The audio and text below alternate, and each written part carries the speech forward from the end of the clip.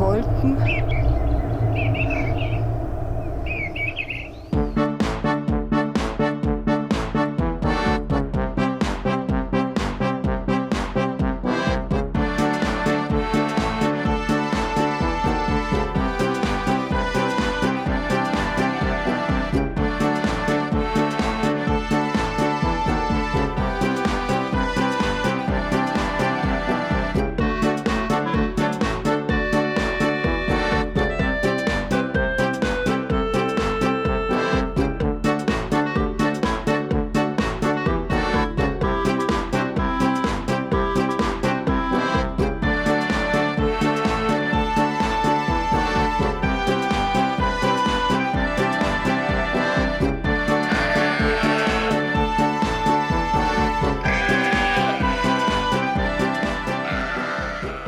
Hello, here I am on air.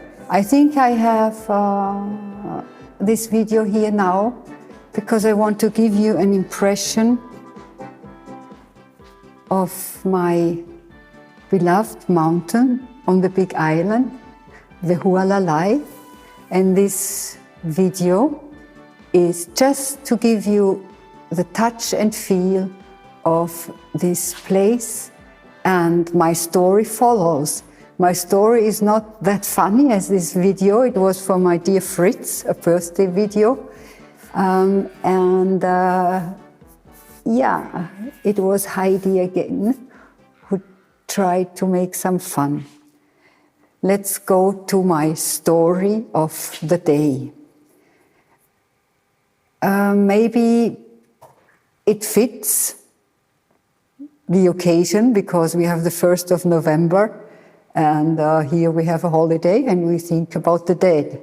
And my story about the Hualalai, this mountain, is a very exciting one. For me it was a dangerous one, and I call this story Hualalai Hawaii, my mountain, my teacher, my accident. Why? I have been on this mountain for several times.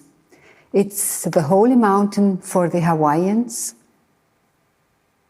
and it's not allowed to access the path onto the summit. But not due to the case because it's a holy mountain, but due to the case that it's private property and you find fences all over the place. I will just show you why. And because I am on this island for so many times and I have these good friends, the Hawaiians, and Carli, who has a very, very important role in this story, told me how to access the path and to reach the summit. And fences play an important role. I just want to show you now the access into this weird, wild, not weird, it's wild nature. When you start out in the morning, it's foggy, and here you have the fence. I was exactly told where to cross the fence, not to have to cross too many fences, because you have crossroads where you know when if you pass there, you access the right path immediately. So I have been on this mountain with my dear friend Kiel for, I think, 3 times. First time we were completely wrong and we lost our path and it was already hot and we were scared not to have enough water. So we returned back because it's difficult on lava. You cannot just make a shortcut and go another way and say, okay, this is the summit, so let's go there and cross. So we returned back. Next time we succeeded. Second time we succeeded. This was the time when we did this little video for my dear friend Fritz. And then I had a next trial to walk up the mountain. This was in 2018, and I talk about this because it's almost 3 years ago that this story happened to me. My dear friend Herwig had already left the island, and it was 3 days, I think, before my departure. I thought, okay, come on, girl, quickly do this hike, because you love the mountain and you cannot leave the island without having been on the Hualalai. For, I think, 5 or 6 years, our team lived in a house on the slopes, on the lava slopes of the Hualalai, and every morning I saw the sun rising over the mountain, and it was a view that was just breathtaking. And on the other side of the Hualalai, you saw the sun coming up, and on the view 180 degrees, you saw the Pacific.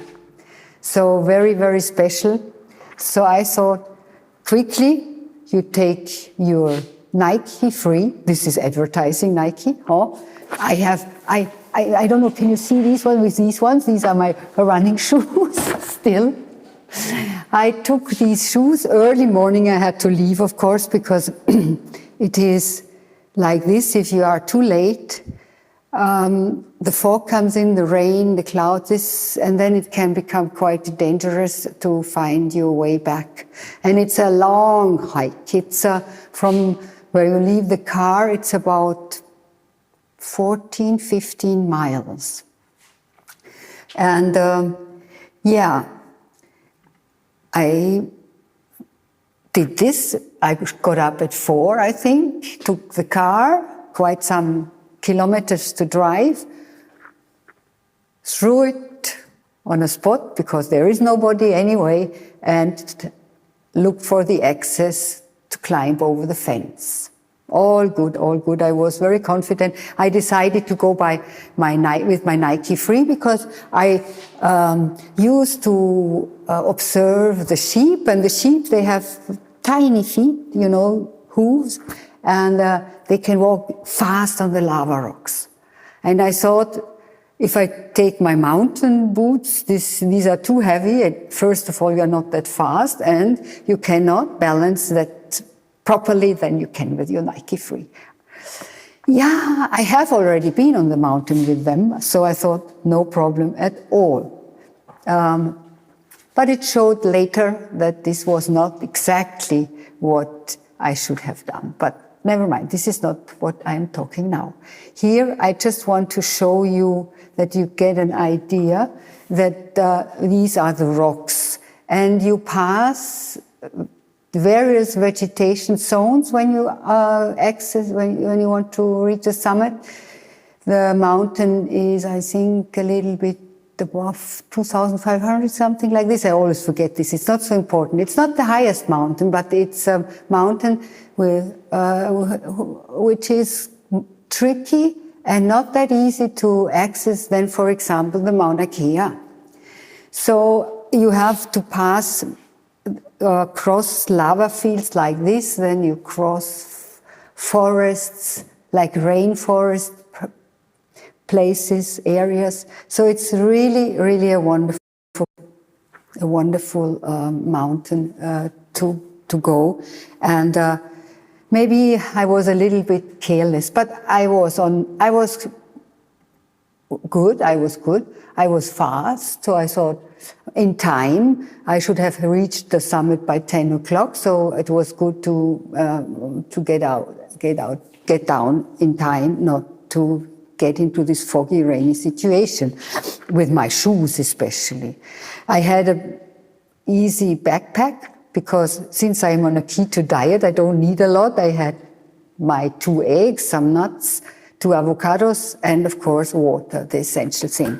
Here I show you just how soft and smooth the Hualalai can be compared to the rough rocks you saw before.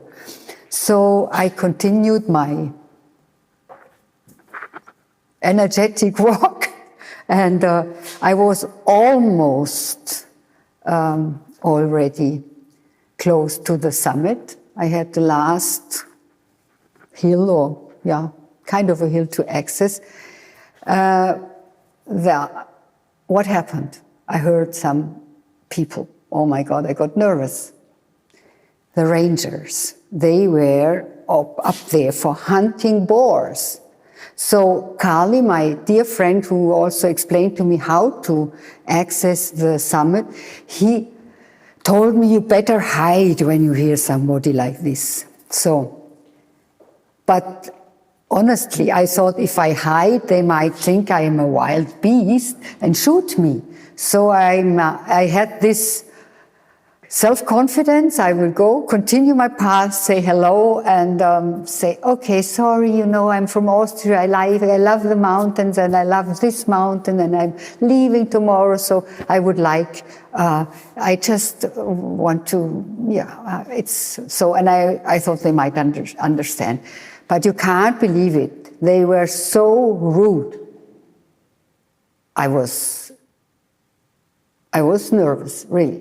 So I said, okay, guys, I return, no problem. I'm very sorry. So I return. But, returning for a girl like me who grew up in the mountains, and it's the worst not to reach the summit. So to return, while I was almost on the top already, was so frustrating for me.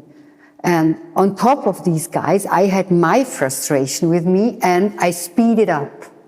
So I thought, okay, go back down fast, and and you know what happened then? I don't know, this is the last picture I took. I will show it to you. This is how Hualalai again. This are the leftovers of a lava field, what the lava leaves behind. I mean, it's amazing how long this wood remains. These are thousands of years old, because it's taking thousands of years to have this vegetation. So then I was running fast, and I reached a lava field, and suddenly, what I remember was just a big rock like this hit my ankle. And what would happen? I tried to continue. I could not walk anymore. My foot was just swinging like this. No stability at all anymore. You know what? I couldn't believe it in the beginning. I thought, what is this? And I tried to get up again, because of course I fell down. And I couldn't. My foot was unstable, completely unstable. So there I was, completely alone. What should I do? And funnily enough, I'm a person who is quite stress resistant. So I thought, okay, to get back to the car, at least 12 miles, this is something. Oh my God. So what to do? I tried to find something to stabilize my foot. I showed you the last picture I took. Then I was busy with other things I will tell you about. This is the last picture I took on the mountain. I took whatever I had to stabilize my ankle. On my bum, I was moving, rubbing forward, and trying to find a piece of wood. I found a piece that I put underneath my calf, and then I took whatever I had to stabilize. But there was no way to walk with this foot. These, you see the Nike, I didn't take them with me home, because I thought, now these shoes don't mean, this is not good luck.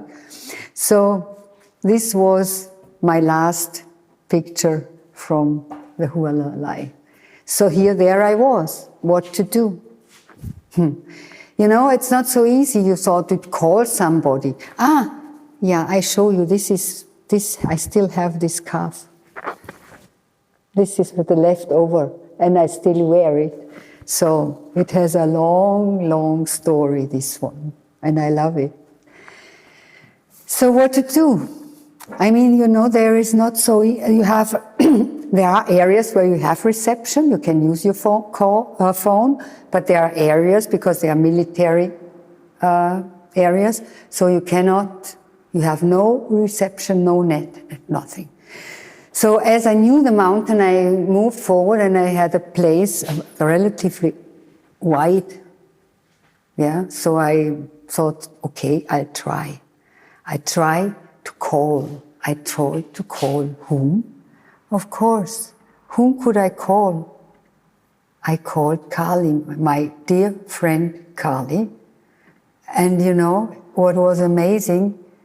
He answered the phone, because with a foreign German number, it might be that they don't answer the phone because of the costs. And I said, and he said, hi. And I said, Carli, I am on the Hualalai with a broken foot. What did he do? We have to save battery and close the line. Here I was. But he called me back and told me, okay, he will call his friends from the firefighters, and they should pick me up with a helicopter. Wow. I show you another pic. Carli. He was supporting us so many times. Because I do this because, without him, believe me, I wouldn't be alive anymore.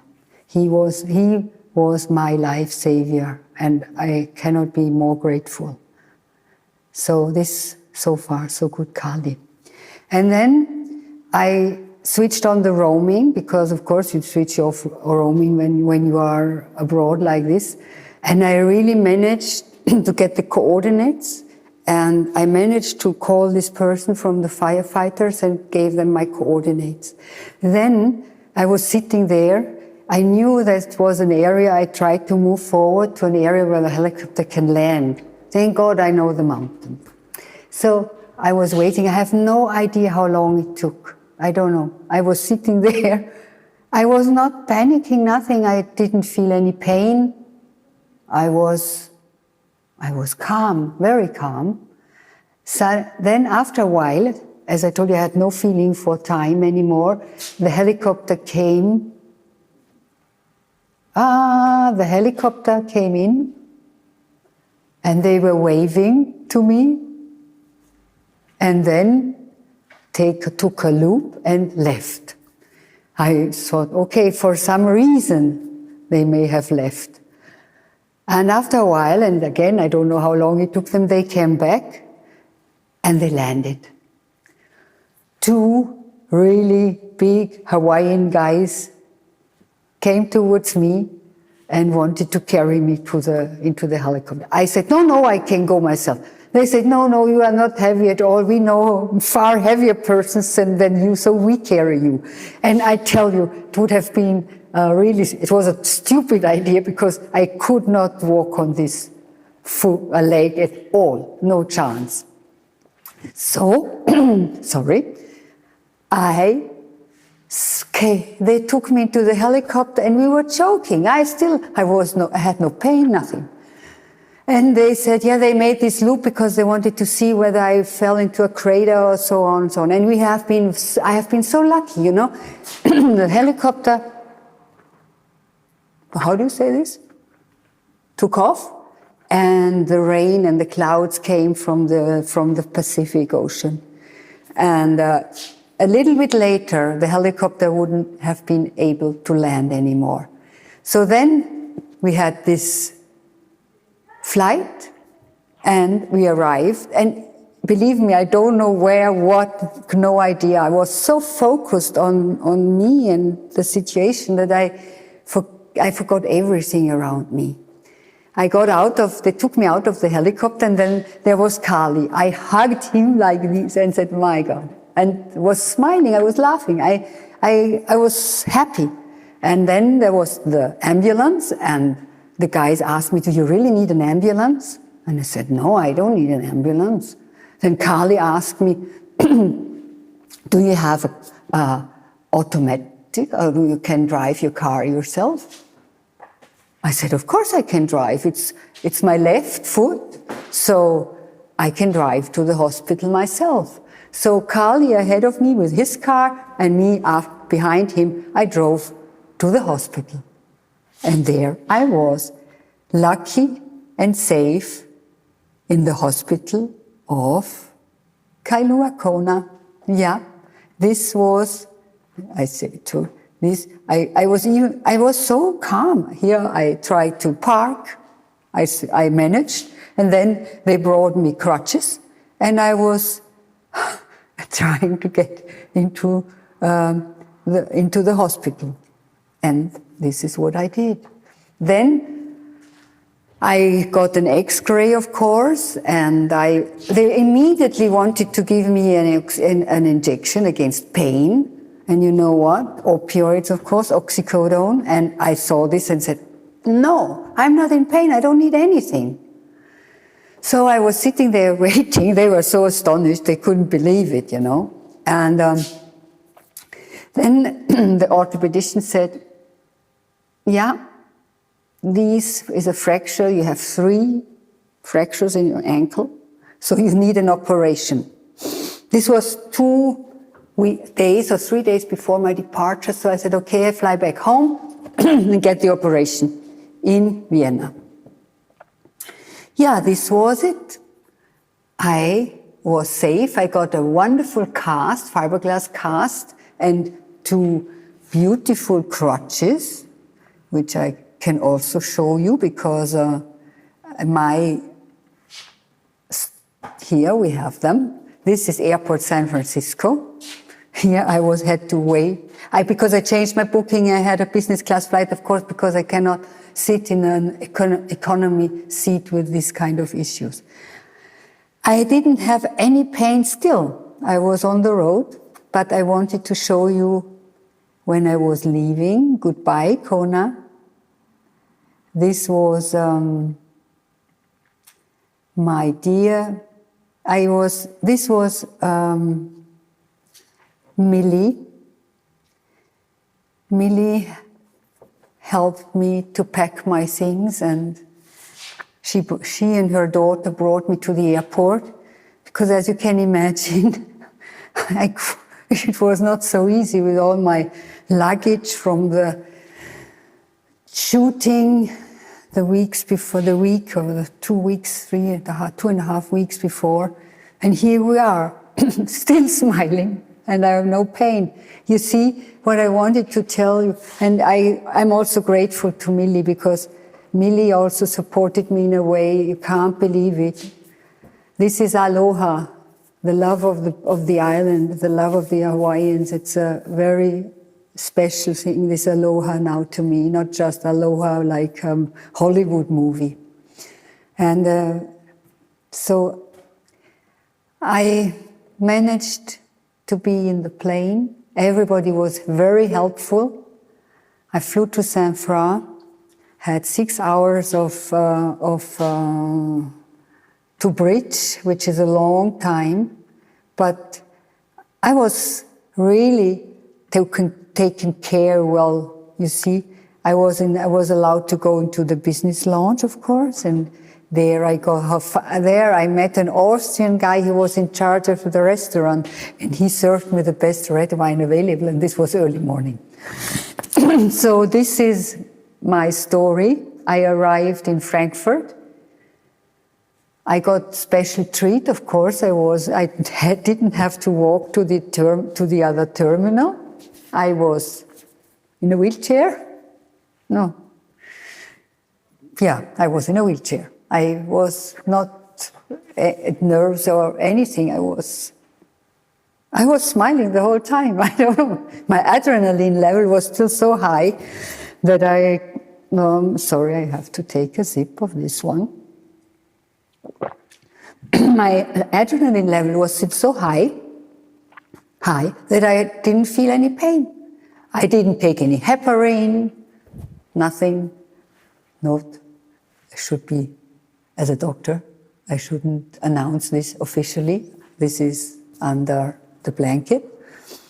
So I arrived in Vienna. My telephone didn't work. It didn't want to connect. So finally, with my crutches and my bag and everything, I managed to meet my friend who was picking me up. Yeah, sorry, I forgot it. The ambulance was coming to pick me up, and I was laughing because I said, well, I don't need you guys. It's good enough to go back with my own car. I don't need any kind of treatment. So this was this one. I think it was on a Thursday I arrived, and Friday I said I will go to the hospital because of the operation. And this was another weird experience, and the story gets long now. I'm getting a little bit hectic now because I think I have to cut it a little bit short. I went to Lawrence Böhler. This is a surgery. Well, it was quite famous back then when I was still active as a medical doctor. And I went to the outpatient clinic, and what did they do? Oh, the Oberarzt, he said, we have to do an X-ray. Immediately cut off my beautiful a fiberglass cast and sent me to X-ray, and then to the room where they put on cast. And then he said, operation not possible. There's a little blister, my skin around the ankle. There was a little blister, and it was Friday, of course. Nobody wants to do an operation.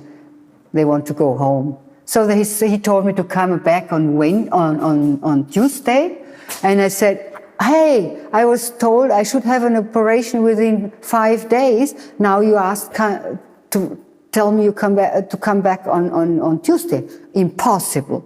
So, I know the hospitals from inside, so I was not amazed. So then I was in this room, and they just started to put another cast. And now I have to show, okay. And this was something.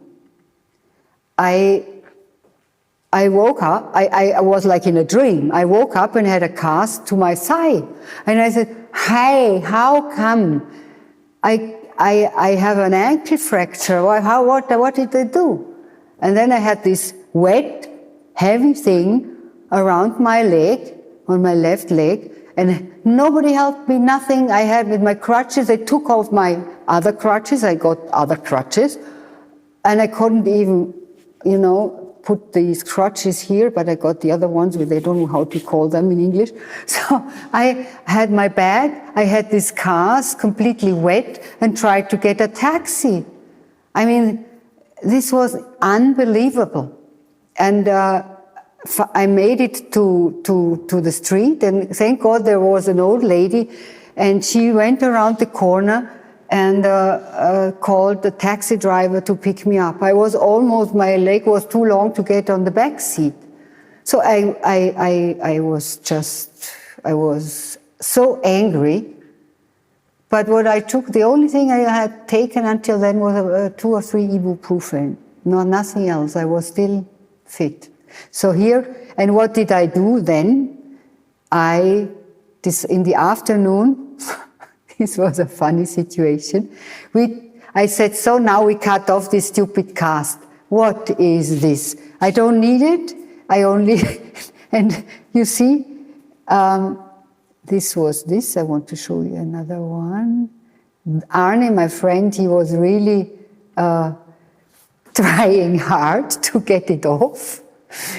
And but this was so impossible. And Draghi, my dear girlfriend Draghi, she was taking the photos, just to give you an idea what we did. So, okay, the next step was, do I have another funny one? No, let's see. Here, overview, the situation here. My dear. So, this is what we did. And you see, we had a lot of fun, but I was really upset. So I had to go and look for another person who was ready to do the operation as soon as possible. And I checked on the web, of course, and I got the private clinic in Dublin, and I picked a surgeon, and Dr. Janusek, and I called him on his mobile, on his cellular, and he answered immediately, and he said, come on Monday, come in, we do the operation. So I went Monday, he went to check on me, and he said, I push you into my program and do the operation. And I have to tell you, he did a great, great job, really. Because it was tricky, because of these 3 fractures in this little area, and he told me, it might be not. He knew, of course, he was a sports physician as well, so he realized immediately that I am an active person and likes to do sport, and I'm a runner.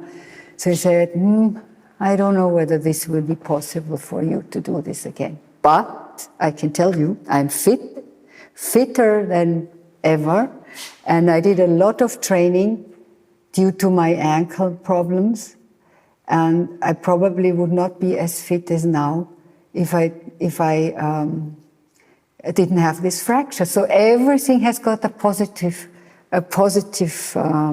side, and I'm a person who tries to see the positive things, not the negative. I am very solution driven, and I will show you as my last. Before I got off my cast, you see, I show you this. I at least wanted to make a statement as life is bitchy. And I was amazed when I got to the hospital to take off the cast, and they didn't even realize this. They are so in the zone that they didn't see my funny cast. It was disappointing. So at least I have a photo like this left. So this was my accident in 2018. And 3 years ago, I was not like this, I mean with the wrong camera, and I was not able to jump, and now I'm able to jump on one leg again, and I'm fit, I can run, I can do everything. And I have to tell you that the stress system is amazing. If it works properly, and I have other experiences with accidents. It was not my only one. I have serious accidents where I also was on the edge of dying. So I could have ended up on the Hualalai and still sitting there like this. I show you what happens if you end up in the mountain. It is my dream at the end of my life that my ashes go to the Hualalai and flying in the wind to the Pacific Ocean. This is drama. But on the 1st of November, it's allowed to be a little bit to be dramatic. It was a dramatic story, and I can tell you, it taught me a lot. The mountain taught me not to be so self-confident, almost arrogant, that I can do everything and that nothing can happen to me. So the accident and the mountain are with me every day. And I forgot to show you, I think. But where did I put it? You know, sorry that I leave the camera. You know, I thought I'm well prepared today, but obviously I'm not that well prepared. I have still some metal, some metal left from this accident. Does it say the date? Yeah, the screws were taken off in spring 2019. And I have another long screw, and I tried to find it, but it is somewhere at home, and I didn't find it. So, thanks to the Hualalai, I hope that I will be able to climb up this beautiful mountain one more time. As soon as we are allowed to travel, I was not on the big island since then, due to the lockdown, and before due to my leg, because it took me almost at least 6 months to get back on track. So thanks for listening. It's high on air. It's just my life, nothing else. So the resume, never give up and stay focused if something like this happens. And take care of your adrenaline levels. They can achieve a lot. And the opioids you release. You don't need injections. You don't need painkillers. You are just like high. And this is what the opioid neural system releases and the adrenaline can achieve. And I'm lucky that I can release so many of these hormones. Now this is the end of a long story. I'm sorry, but I had to cut out a lot of details because I had so many nice experiences on this trip from the mountain back home to Vienna. So thanks to everybody who was helping me during these difficult months. Now, this is the end, Eye on Air. Hualalai, I come to see you again. Bismich was with me, my strong immune system, my boosters, of course. And so I could forget about medication. So now, again, Ralf, mein Zettel, my settle. Please, I hope you like my stories. I don't know whether you can take anything out of it. If yes, please let me know. Next live stream will be with guests. So my solo show is over. Today I was alone again. So my technical hiccups, you realize them. But this is how it is. Life is a hiccup, up and down, and never give up. See the solution instead of the problem. And have a strong system. Hey, don't forget what I am today is because of training, good food, and this one. Yeah? I'm now saying goodbye. This was my story, one of my accidents, and it was not the only one. As I told you, there are still a few stories where I was close to the edge. Goodbye. Hi, I see you soon on air. My story, another one. Ciao, ciao, ciao. Thank you.